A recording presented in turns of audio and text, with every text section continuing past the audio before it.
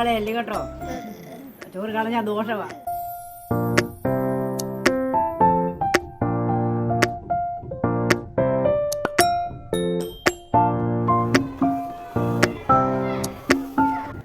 മാതാപിതാക്കളെ അനുസരിക്കുന്ന കുഞ്ഞുങ്ങളായിരിക്കണം. അതുപോലെ മുമ്പ് ടീച്ചർ പറഞ്ഞ പോലെ നമ്മുടെ വീട്ടിലെ മാതാപിതാക്കളുടെ പലരും പ്രായമുള്ള ആൾക്കാർ അവരെ ബഹുമാനിക്കുന്നവരായിരിക്കണം. അവർക്ക് അവരുടേതായിട്ടുള്ള കാര്യങ്ങളിൽ അവർക്ക് പ്രയാസം തോന്നും. അപ്പം നിങ്ങളുടെ വീട്ടിൽ പ്രായമുള്ളവരുണ്ടെങ്കിൽ അവരുടെ കൂടെ സമയം ചെലവഴിക്കണം. എങ്ങനെ ചെലവഴിക്കണം? നല്ല പാട്ടുകൾ പാടി അവരെ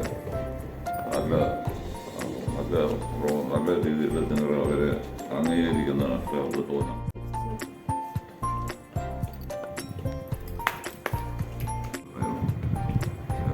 കൂടുതലായിട്ട് ദൈവം അനുഗ്രഹിക്കട്ടെ. സ്കൂൾ വളരട്ടെ.